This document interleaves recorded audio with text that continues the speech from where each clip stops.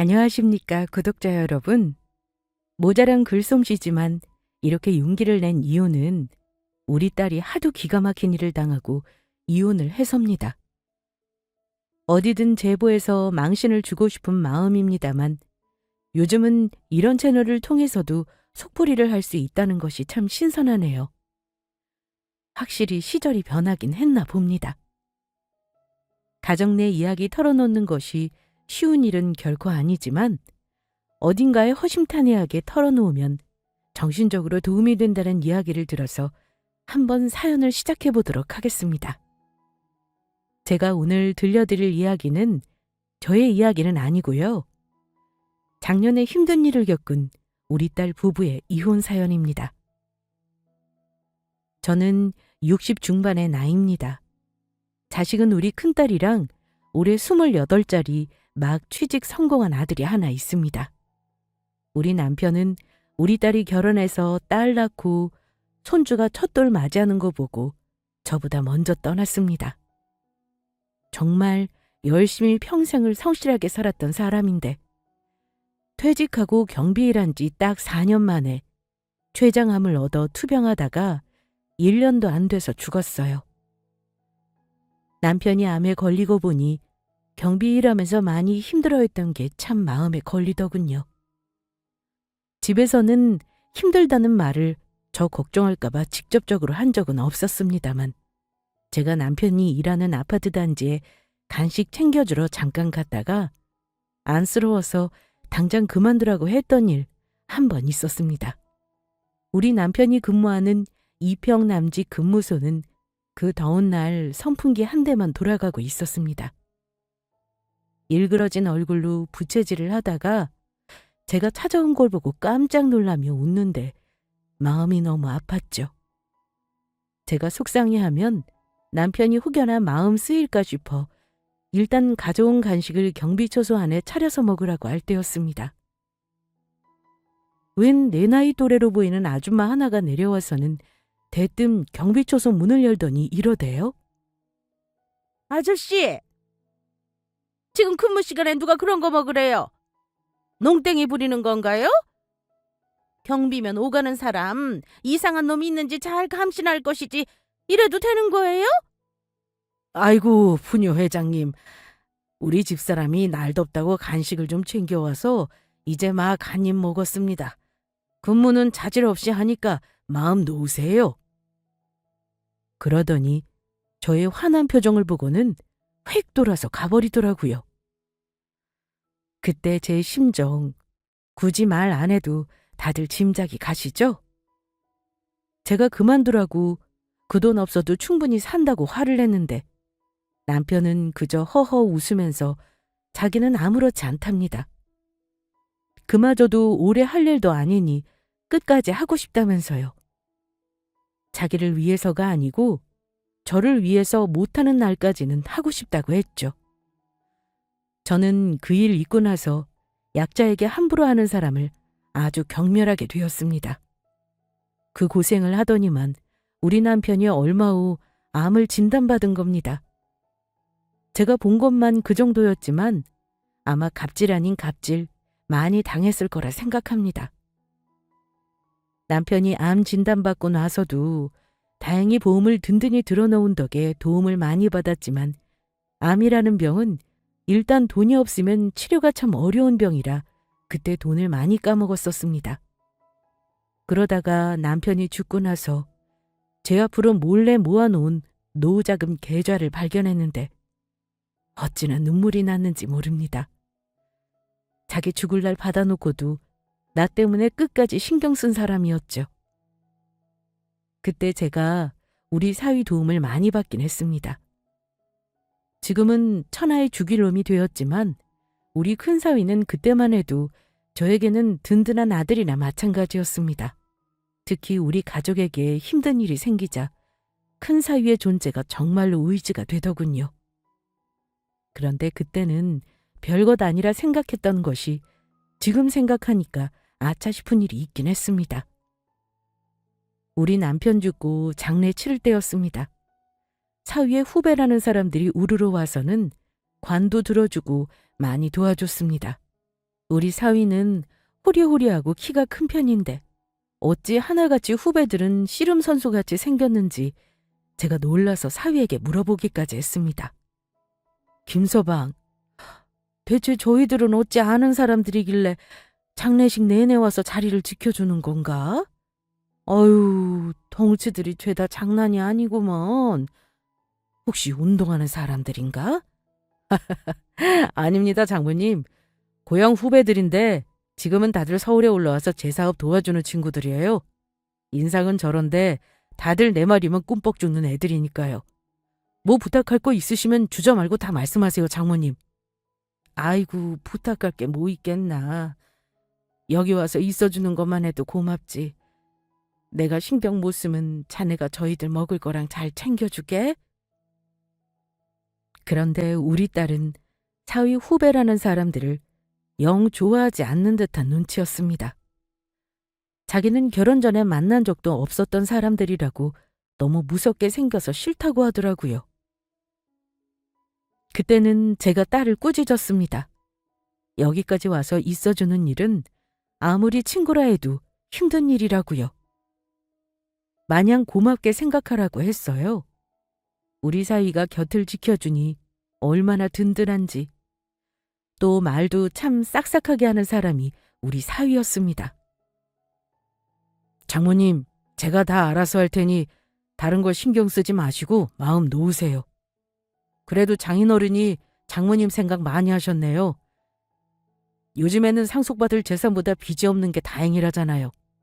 얼마나 다행입니까, 장모님?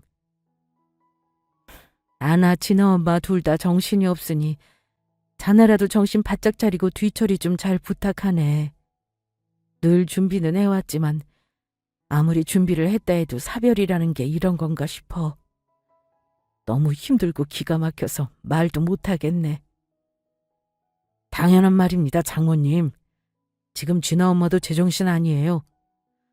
그래도 산 사람은 살아야죠. 장모님, 마음 추스리는 동안 제가 도와드릴게요. 걱정 마시고요. 그때 우리 손녀가 막 돌 지났을 무렵이라 딸아이도 얼마나 원통해하고 슬퍼했는지 모릅니다. 그러니 나나 우리 딸은 정신이 없었고 아들과 사이가 없었으면 어찌 장례를 치렀을지 참 생각만 해도 아찔합니다. 장례부터 조문객 맞는 상주까지 제가 정신없는 와중에 일처리를 전부 알아서 해준 사람이 우리 사위입니다. 그러니 제가 얼마나 우리 사위를 믿고 아꼈겠습니까? 우리 딸은 사위랑 1년 남짓 연애를 하는 듯 하더니 막상 결혼을 30 넘어 했는데 결혼할 때 사돈 댁은 그냥 평범한 시골 촌부로 보였습니다. 외아들이 자수성가해서 부모를 도와주는 게 미안하고 결혼할 때 많이 못 도와줘서 송구스러워 하더군요. 하지만 그때는 우리 남편이나 저나 사돈댁 형편은 크게 문제 삼지 않았습니다. 일단 사위가 너무 건실해 보였고 늘 열심히 바쁘게 사는 것이 제 눈에 보였던지라 적어도 내 딸은 고생은 안 시키겠구나 싶었죠. 그렇게 결혼시켰는데 우리 딸은 바로 임신을 하고 회사에 출산휴가만 몇 달 내고는 바로 직장에 복귀했습니다. 그리고 줄곧 4살짜리 아이를 키우느라 늘 바쁘게 살았습니다. 애들이 사는 게 경제적으로 힘들지는 않아 보였죠. 제가 이렇게 딸네 집에 가까이 사는 이유는 사위가 너무 바쁜 사람이라 그렇습니다. 왜냐하면 사위가 사업을 했고 수입도 좋았는데 그만큼 하는 일이 많이 힘들었어요. 출근은 빠르고 귀가는 늦으니 집에 신경을 많이 못 쓰는 듯 보였습니다. 우리 딸이 간혹 육아와 집안일을 안 도와준다고 불만을 토로했지만 제가 딸에게 주로 이해하라고 달래는 입장이었습니다. 그래도 진아 아빠가 너랑 진아 생각만 하고 돈 버느라고 고생하잖니. 저렇게 주말까지 반납하고 일하면서 돈 벌어다 주는 남편 드물어. 너 힘든 거 당연히 알지. 김서방 지금 한창 중요한 시기라잖아. 조금만 참고 도와주자. 응? 엄마, 아무리 사업하는 사람이라지만 저렇게 하는 사람 없어. 정말 집에서는 아무것도 안 한다니까? 내가 혼자 딸 낳았냐고. 아니잖아. 그리고 지금 사업한다는 것도 내 돈 대출 다 끌어모아서 하는 바람에 내가 일을 그만두지도 못하잖아. 딸이 하는 말 들으면 또 힘들다고 토로하는 그 심정이 이해는 갑니다. 그 당시 우리 사이는 창업을 했을 초반이었는데 굉장히 예민하고 날이 선 상태였으니까요. 결혼 전에도 무슨 금융 쪽 일을 한다고 들었는데 정확히는 저도 몰랐습니다. 결혼하고 나서는 회사를 이전했다고 해서 저도 궁금하니 사위에게 물어본 적은 있어요. 자네 회사가 어디라고 했지? 정확히 회사 이름이 뭔가? 집에서 30분 거리입니다. 장모님, 가까워요. 제가 알려드릴게요. 새로 이전해서 근무 환경도 아주 좋아요. 아니, 명함이 있으면 나 하나 주지 그러나. 나도 주변에 자랑 좀 하게. 자네 하는 일이 정확히 뭐라고? 그러더니 우리 사위가 대표직함이 찍힌 명함을 내밀면서 그냥 돈 만지는 일이라고 생각하시면 됩니다, 장모님. 자세히 말해도 장모님은 모르실 거예요. 그냥 지금은 예전이랑 다르게 많이 힘들지도 않고 자리 잡아서 아주 잘 되고 있다는 정도만 아시면 되죠. 그럼 안심 아닙니까? 자신감 있게 말하는 사위 태도를 보고 저는 더 안심했습니다. 그런데 어쩐지 우리 딸은 사위랑 뭐가 그리 문제가 많았는지는 몰라도 참 많이 지지고 볶고 싸우는 듯 했습니다. 저한테야 장모니 뭐 티를 안 낸다고는 해도 부부 사이는 제가 다 모르는 게 많았을 거라고 생각합니다. 원래 결혼 초반이나 아이 어릴 때는 부부가 많이 싸우는 법이라 딸이 힘들다고 해도 주로 사위 편을 많이 들어줬던 것 같습니다. 한 번은 무슨 일로 싸웠는지 이혼한다고 난리를 치길래 제가 아주 진땀을 빼면서 뜯어말리기도 했죠. 엄마 있지. 나 먹고 사는 거 힘들지도 않은데 그냥 이혼할까 봐. 결혼 전에는 나 공주 대접 해주겠다더니 이게 뭐야? 돈 벌어온다는 핑계로 가정이 너무 소홀하잖아. 내가 공주 대접 해달라는 게 아니라 최소한 애랑 있는 시간은 가지자는 건데 정말 너무하는 것 같아. 엄마랑 나랑 이렇게 애 키울 거면 뭐하러 부부로 사는지 그런 소리 말어. 남자는 원래 바깥일이 신경 쓰이면 가정에 잠시 소홀할 수 있어. 그래도 너랑 지나 위해서 애쓰는 거니 네가 너그럽게 이해해줘야지. 나도 이해하려고 했지. 근데 어쩔 때는 연락 두절돼서 속이 탈 때도 있다니까? 아니 아무리 연락을 못해도 내가 문자고 전화한 거 보면 무슨 일이냐고 다시 콜백은 해주는 게 정상 아니야? 원래 지금이 제일 힘들 때라서 그래. 이 고비만 잘 넘기면 좋은 날 올 거니 조금 참아봐. 딸의 마음도 이해는 갔죠. 초반에 이혼한 애 만에 저에게 힘들다 소리 많이 하다가 자기도 아이 낳고 기르더니 엄마 생각을 하는 건지 나중에는 무슨 일이 있는 게 분명한데도 말을 안 하더라고요. 아마 자기가 힘들다 하면 엄마가 속상해한다는 걸 그제야 알았던가 봅니다. 손녀딸이 세 돌 지날 무렵부터는 천만다행으로 처음에는 그렇게 고군분투하던 우리 사위 일이 점점 잘 풀린다고 하더군요. 처음 시작은 작았는데 꽤 큰 중소업체로 성장했다면서 자랑을 많이 했습니다. 사위 입에서 나오는 말이니 저는 그대로 믿었죠. 그때 우리 사위가 딸에게 일 힘들면 그만두라고도 했고요. 하지만 우리 딸은 결혼 전부터 일을 했던 경력이 아쉬워 힘들어도 직장을 그만두지 않았습니다. 지금 생각하면 참 잘한 일이기도 하죠. 아이 키우랴, 일하랴, 살림하랴. 많이 힘들어하길래 제가 딸네 집에 자주 가서 살림을 도와주곤 했습니다. 물론 우리 손녀딸 등호원도 도와주고 있었고요. 그나마 가까이 사는 엄마 찬스 마음껏 써야 우리 딸도 숨을 쉴 것 같아 결혼해서부터 줄곧 옆에서 도와주었습니다. 시부모님이 나이가 나보다 훨씬 많기도 하고 지방이라 우리 딸이 도움은 아예 바랄 수가 없는 상황이기도 했어요. 가만 보니 사위도 자기 집에는 자주 못 내려가더라고요.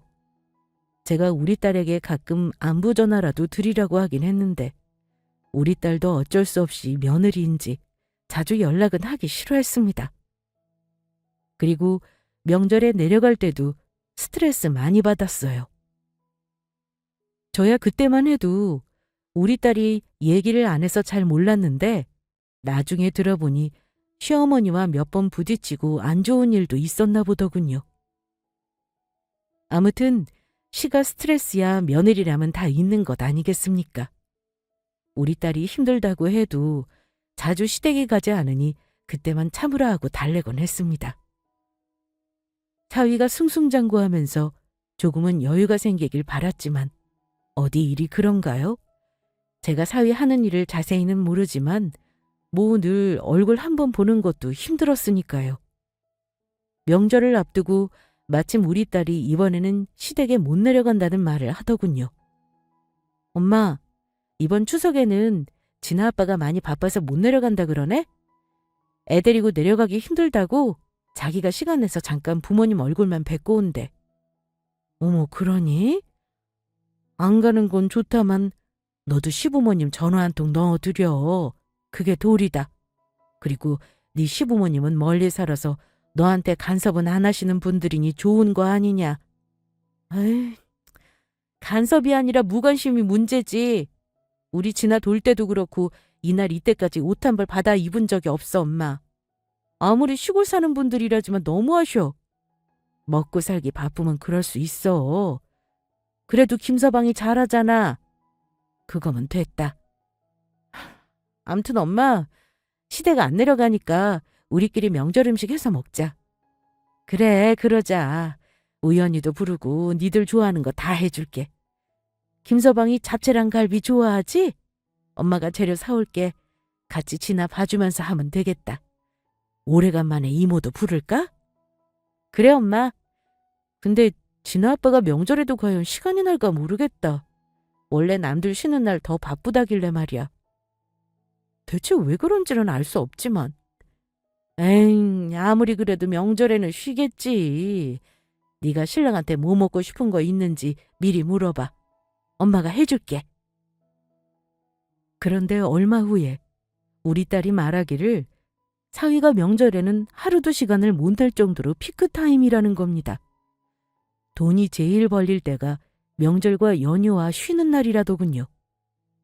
남들 놀 때 일하는 직업은 소방관이나 경찰인 줄 알았는데 우리 사위도 그렇다니 너무 안쓰러웠습니다. 쉬는 날도 없이 일을 한다길래 이건 좀 아니다 싶어서 사위에게 제가 따로 얘기도 했어요. 그래도 남들 다 쉴 때는 가족이란 있는 시간도 있어야 하는 거라고 말이죠.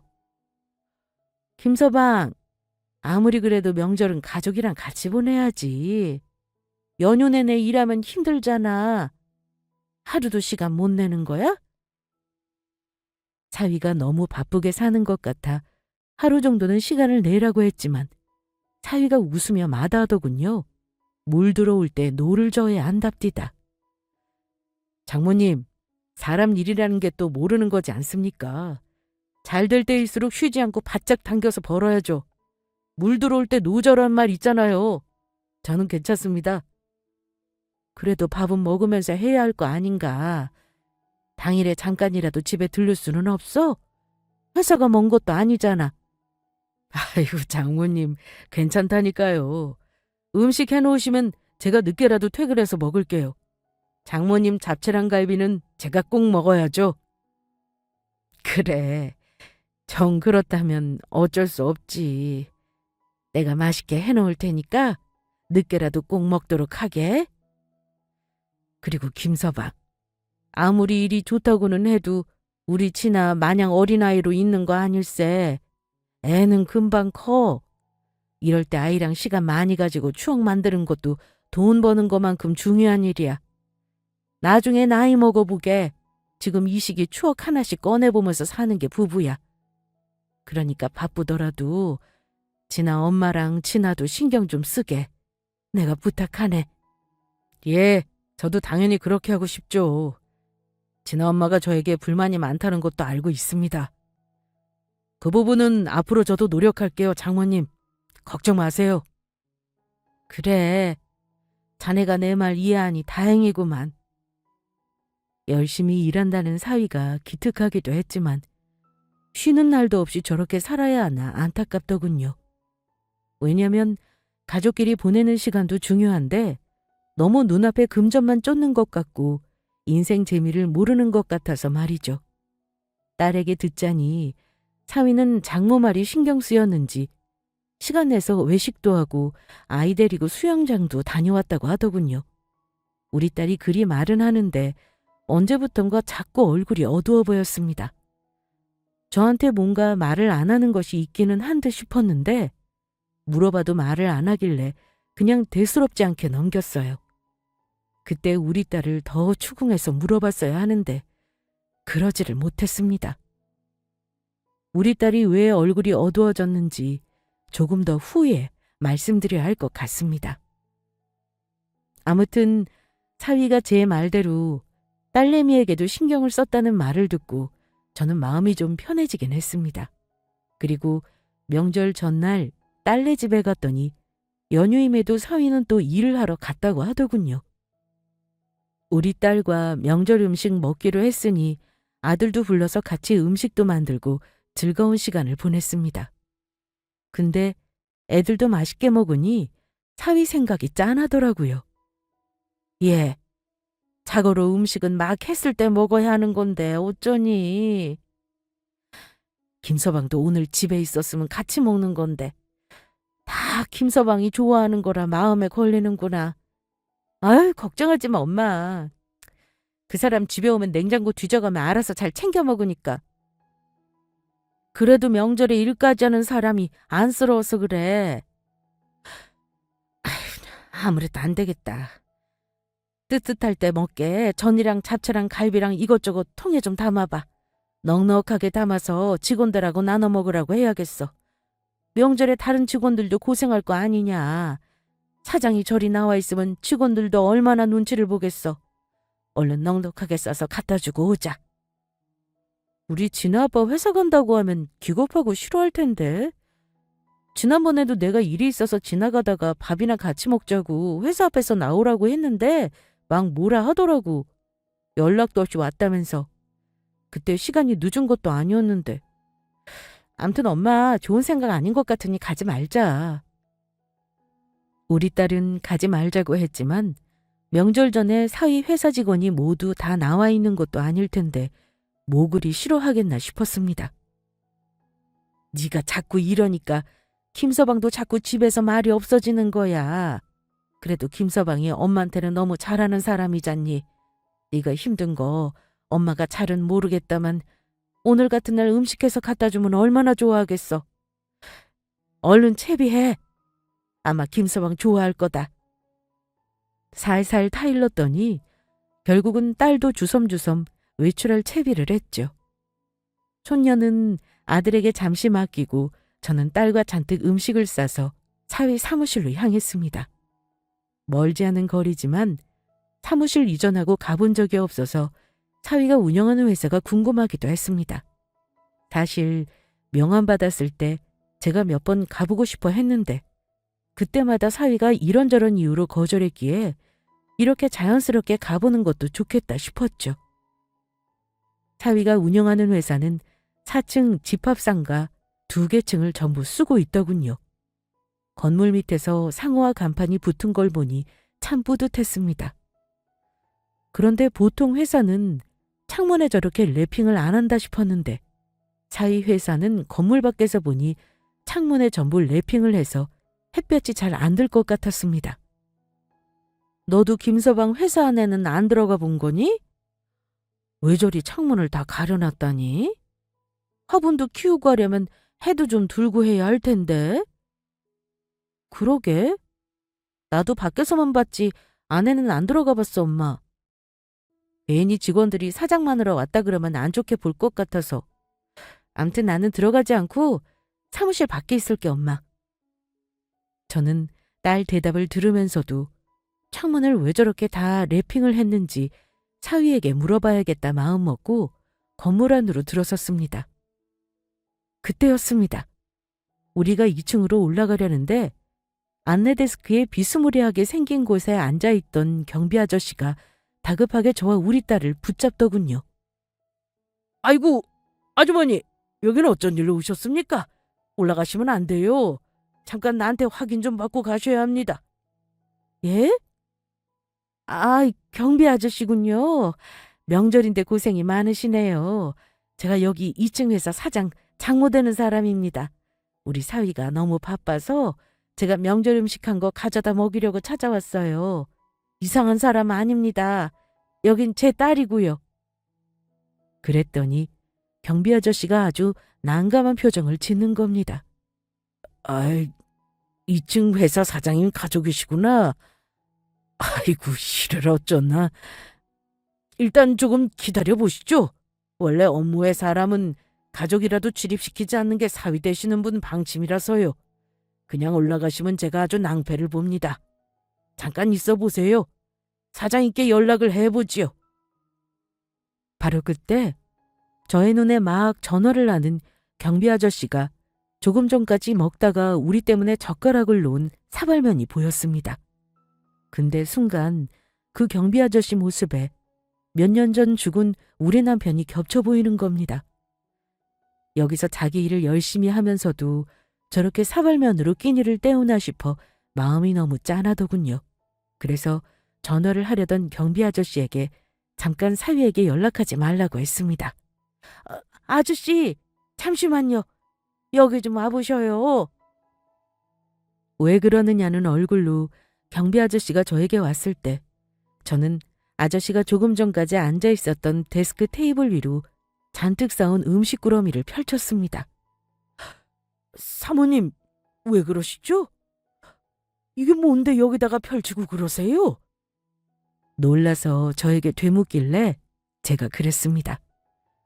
아이고, 명절에 나와서 애쓰시는데 이렇게 사발면을 드시다니요. 오늘 다른 사람들 다 집에서 쉬고 고향 내려가고 할 텐데 아저씨 여기서 이렇게 일하시는 거 보니 마음이 안쓰러워 그럽니다. 마침 사위 주려고 싸운 음식이 아주 넉넉하지 뭐예요. 아저씨도 명절 음식 맛 좀 보셔요. 제가 좀 덜어드리겠습니다. 그러자 경비 아저씨가 모자까지 벗으며 너무나 송구스러워 하시는 겁니다. 아이 참, 이러실 필요 없는데 고마워서 어쩌지요? 부담 가지실 필요 없어요. 우리 사위 회사 도움 주는 분인데 오늘 제가 여기 오길 정말 잘했네요. 우리 사위도 아마 잘했다고 할 겁니다. 얼른 앉아서 좀 드셔보셔요. 그럼 감사히 잘 먹겠습니다, 사모님. 예, 어려워하지 말고 드셔요. 제가 이러려고 오늘 여길 왔나 보네요. 음식은 많고 저는 시간도 많으니까 편하게 앉아서 천천히 드셔요. 그런데 경비 아저씨가 너무 맛있게 음식을 드시는 겁니다. 그 모습을 보는데 또 생전에 음식을 참 좋아하던 우리 남편이 또 떠올라 눈물이 핑 돌더군요. 제가 왜 연휴에도 이렇게 일을 하시냐 물어봤습니다. 아니 근데 아저씨, 우리 사위 얼굴 자주 봅니까? 우리 사위가 참 착하고 예의 바른데 아마 경비 아저씨께도 인사 잘하죠? 예, 사모님. 사장님이 거의 주말에도 나오시고 야근도 많이 하시니까요. 제가 자주 봅니다. 근데 이런 날까지 일 시켜서 우리 사위 원망하시겠습니다. 제가 대신 사과할게요. 오늘 제가 해온 음식 드시고 조금이나마 마음 푸셨으면 좋겠네요. 예, 그래야죠. 오늘 이렇게 정성 들어간 음식을 흔쾌히 주셔서 정말 감사합니다. 근데 사모님은 사위가 일하는 곳 이렇게 오시는데 아무 거리낌이 없으시네요. 예? 우리 사위 일하는 회사 오는데 거리낄 게 뭐가 있겠습니까? 그때 저의 대답을 듣던 경비 아저씨가 잠시 멈칫하며 젓가락질을 멈추는 겁니다. 사모님, 외람단 말씀이지만 혹시 사위 되시는 분이 여기서 무슨 사업하시는지 알고 오신 거죠? 아이, 그럼요. 우리 사위 여기서 투자회사 운영한다고 들었는데요. 아무튼 그 일이 뭔지는 몰라도 이렇게 남들 쉬는 날 더 바쁘다 해요. 상담으로 고객들이 아주 줄을 선답니다. 근데 막상 회사 와보니 어째 한산해 보입니다. 그런데 경비 아저씨가 저를 한번 보더니만 다시 음식을 몇 번 먹다가 젓가락을 내려놓더라고요. 아이고 아저씨, 괜히 제가 옆에서 떠드는 통에 불편하시죠? 제가 올라가 볼 테니까 얼른 마저 드셔요. 하지만 경비 아저씨는 올라가려는 저를 다시 붙잡았습니다. 사모님, 잠시만요. 올라가지 마시고 제 얘기 좀 들어보시겠습니까? 이런 말하는 게 잘하는 짓인지 모르겠지만 오늘 사모님 보니 너무 좋으신 분 같은데 이렇게 보내드리면 제가 영영 마음에 걸릴 것 같아서요. 무슨 얘기를 한다는 거죠? 저기, 제가 여기 사장님 비밀 하나 알려드리려고요. 아무래도 사모님이나 사장님 부인이 아무것도 모르시는 것 같아서요. 근데 절대 제가 말했다고 말하면 안 됩니다. 그럼 저 진짜 죽습니다. 갑자기 절박한 표정으로 얘기하는 아저씨를 보니 순간 가슴이 철렁 내려앉더군요. 왠지 좋은 얘기는 아닐 것 같았습니다. 그런데 경비 아저씨 입에서 나온 얘기를 듣고 저는 그 자리에서 뒤로 넘어갈 뻔했습니다. 저와 우리 딸이 그동안 사유에게 감쪽같이 속고 있었다는 걸 어쩜 그날 알게 되다니요. 사실은 사장님 하시는 일이 투자회사가 아니고요. 여기 불법 도박장이에요. 저는 사장님이 월급 주시는 게 아니고요.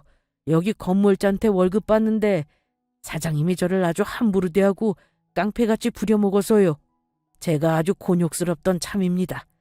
툭하면 저한테 여기 들어오는 사람 망보라고 하지를 않나? 오기로 한 손님들 제대로 올려보내는 일 하라고 하질 않나? 너무 힘들어요. 신고도 해볼까 했는데 보복이 두려워서요. 두 분은 아무리 봐도 모르시는 것 같아서요. 혹시 사위분한테 이상한 점 전혀 못 느끼셨습니까? 여기가 불법 도박장이라고요? 세상에, 그게 확실한가요? 설마 그럴 리가요. 우리 사위 몇 년을 회사 나간다고 아침 일찍 나가서 저녁 늦게 들어오곤 했는데요. 제가 왜 거짓말을 하겠습니까, 사모님? 사모님이 사위를 너무 모르시는 듯해서요. 제 말 확실하니 믿으셔도 됩니다. 그런데 경비원 말을 못 믿는 저와는 달리 우리 딸은 부들거리면서 이러더군요. 역시 이상한 일 하는 게 맞았네. 사기꾼 자식 같으니라고. 얘, 너는 네 신랑 뭔가 이상한 거 알고 있었니? 아저씨가 하는 말 맞는 거야? 엄마, 나 실은 그 인간 돈 번다면서 생활비 제대로 준 적 없어서 나랑 자주 싸웠었어. 엄마 걱정할까 봐 내가 말을 안 해 그렇지. 저 사람 여자 문제도 있는 거 내가 심증이 있어. 근데 오늘 알게 되네. 아저씨 정말 감사합니다. 솔직히 말해주셔서 감사해요. 우리 가정을 구하셨어요. 별 말씀을요. 아무래도 같이 사는 분은 뭔가 아셨나 보네요. 사실은 사장님 성질이 워낙 우악스럽고 급하지 않습니까? 같이 다니는 후배들도 다 조직에 있다고 하니까 저는 그동안 벌벌 기었죠. 근데 사모님 두 분은 너무 인상도 좋으시고 저 같은 사람한테도 이런 호의를 베풀어 주시니 제가 너무 고마워서요. 괜히 분란을 일으킨 건 아닌가 모르겠네요. 저는 너무 놀랐습니다. 늘 저에게 싹싹하고 잘하던 사위가 전혀 알지 못하던 어두운 면이 있다는 사실이 믿을 수 없었습니다. 하지만 경비 아저씨 말을 들은 우리 딸을 보니 영 틀린 얘기가 아니라는 생각에 손이 떨리고 당장 쓰러질 것만 같은 기분이었습니다. 어머, 경비 아저씨, 우리 사위가 그럼 여기서 도박장을 운영하고 아저씨한테 갑질하는 놈이라는 겁니까? 아이, 굳이 말하자면 그런 셈이죠. 아무튼 세상에 영원한 비밀은 없는 법이지 않습니까? 이미 따님은 같이 살면서 남편 때문에 속 좀 썩으신 것 같이 보이는데요. 아닙니까? 우리 딸은 부들거리면서 떠는 저와는 달리 역시 달랐습니다. 엄마, 차라리 잘 됐다. 나 결혼 초반부터 이혼하고 싶었다고 엄마한테 얘기한 거 기억나지? 그래도 우리 엄마한테 잘하고 아빠 장례 도와준 게 고마워서 참고 살아보자 했는데 이건 아니지. 나는 불법적인 일하면서 돈 버는 놈하고는 못 살아. 내 딸이 전과자 아빠한테 뭘 보고 배우겠어? 그럼 지금 어쩌자는 거야? 김서방한테 대뜸 이혼하자고 하면 하겠니? 아휴, 이를 어쩜 좋아. 내 딸이랑 우리 진아 불쌍해서 어쩌니. 나한테는 그렇게 잘하는 놈이 밖에 나가서는 폭군이었다는 거 아니야. 엄마, 이거 신의 계시인가 봐. 오늘이 나한테는 기회일 수도 있어. 우리 여기로 경찰 부르자. 아저씨, 오늘 우리 남편 여기 있는 거 맞죠? 지금 사람들도 같이 있고요. 어제 새벽부터 밤새 있다가 아직 안 들어온 놈들도 있다니까요. 생각 잘하셨어요. 이건 두 분 힘으로는 안 되는 일이에요.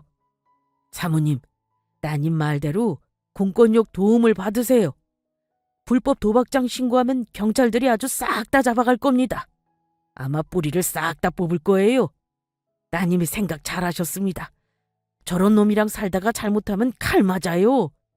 지금이야 돈 잘 벌리니 본성 감추고 산다지만 어디 이런 일이 천년만년 갑니까? 아마 가족들 담을 다 빨아먹고 재산 털어먹어야 끝날 겁니다. 마음 단단히 잡수셔야 해요. 우리 딸은 더 고민할 것도 없다며 바로 경찰에 신고를 했습니다. 저는 손발이 떨려 아직도 사위가 저런 불법적인 일을 한다는 게 믿기지 않았어요. 하지만 경비 아저씨 말이 사실인 이상 그냥 좌시할 수는 없었어요. 저 역시 내 딸이 이런 무서운 일하는 놈이랑 계속 혼인관계를 지속하게 할 마음은 없었죠. 경찰은 참 빨리도 도착하더군요.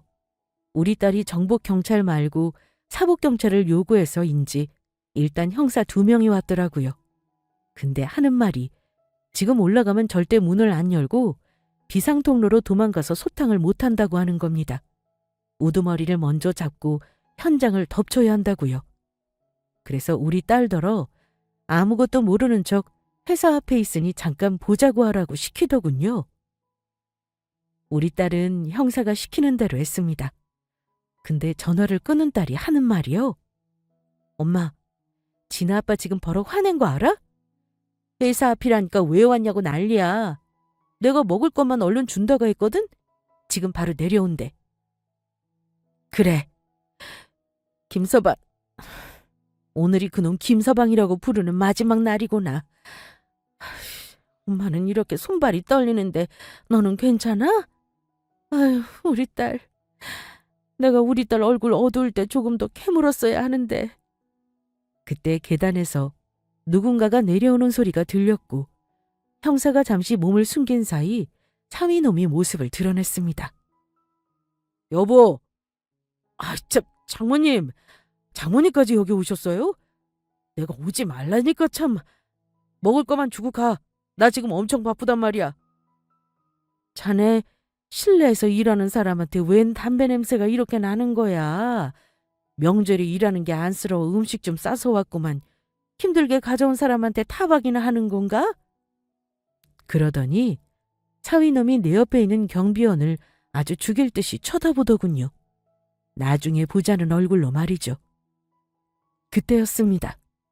복도에 몸을 감추고 있던 형사 2명이 동시에 나타나 사위 양쪽 겨드랑이에 손을 넣더니 그대로 몸을 옴짝달싹 할 수 없게 만들어버리더군요. 김영철 씨, 여기 2층 도박장 운영자 맞으시죠? 뭐야 당신들! 여기가 무슨 도박장이라고? 여기 간판 안 보여? 글쎄요, 맞는지 아닌지는 지금 우리랑 올라가서 한번 확인해 보시죠. 그때 정식으로 체포하겠습니다. 참, 이거 우리 마누라랑 장모가 보고 있는데 무슨 짓이에요? 이거 못나?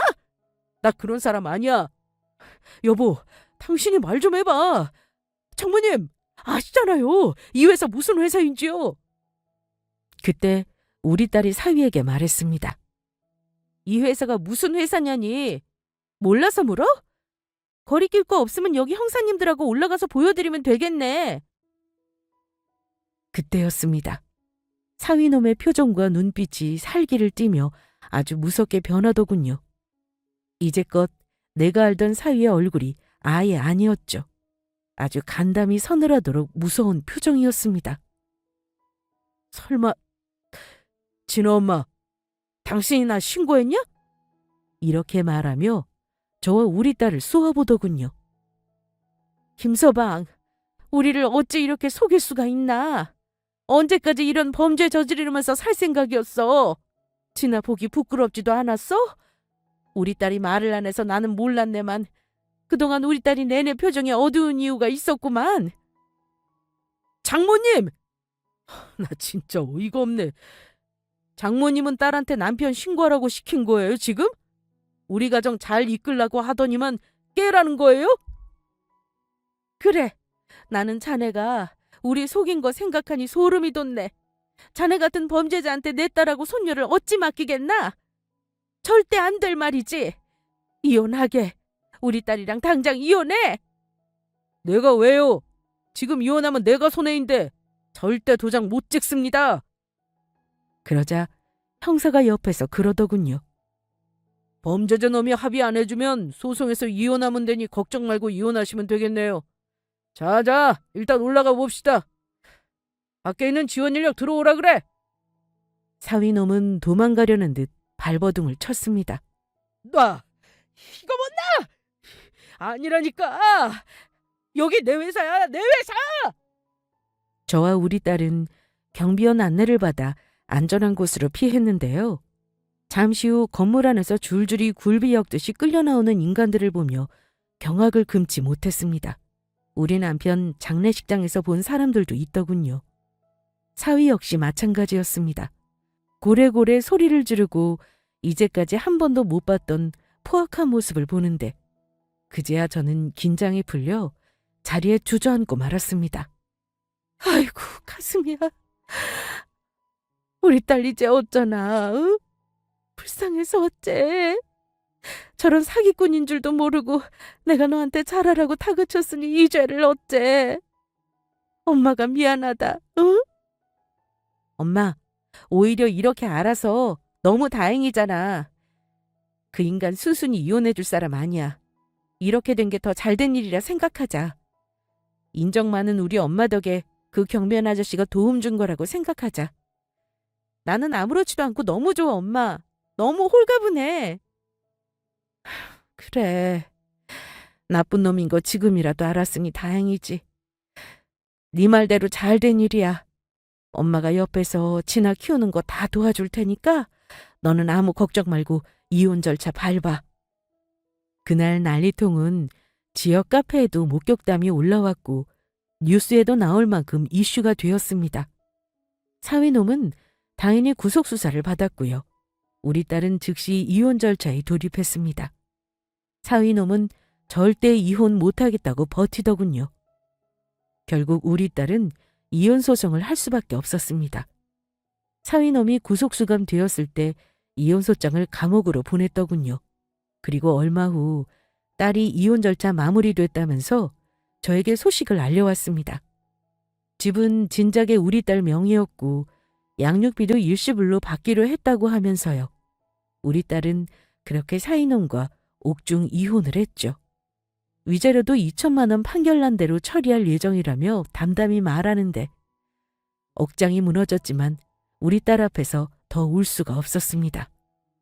속고 산 그 시간이 너무 억울하고 분해서 사위놈 일벌백계 해주기를 바랐는데요. 그나마 죗값을 치른다니 다행이죠. 우리 딸은 혹시 몰라 나중에 접근금지 명령을 신청해 놓는다고 하더라고요. 그리고 우리 가족은 지금 원래 살던 곳에서 아주 멀리 떨어진 곳으로 이사를 왔습니다. 아마 자기 딸이 있으니 언제든 연락을 할지는 몰라도 우리 딸은 절대 보여줄 생각 없다고 하네요. 참 파란만장한 이혼 사연이죠? 혹시 나중에 출소해서 우리 가족에게 해코지를 하면 어쩌나 너무 걱정이 되긴 합니다. 그런데 소송하면서 딱 한 번 우리 딸이 그놈을 만났는데 우리 딸 보고 미안하다고 엄청 울었다고 하대요. 그 눈물이 진심인지 믿지는 못하겠지만 딸을 위하는 아빠라면 다시는 연락하지 말라고 했다네요. 그런 놈도 부성애가 있다면 험악한 해코지는 안 할 거라고 믿어봐야죠. 우리 딸 이혼 사연 참 마음 아프죠? 제가 엄마로서 참 미안하기도 했는데 이제는 우리 가족끼리 똘똘 뭉쳐서 살아가야지 어쩌겠습니까? 작정하고 우리를 속인 그놈과의 인연은 오늘 사연 채널에 말하는 것으로 전부 털어버리고 우리 딸이랑 손녀를 위해 저도 열심히 살아보겠습니다. 감사합니다.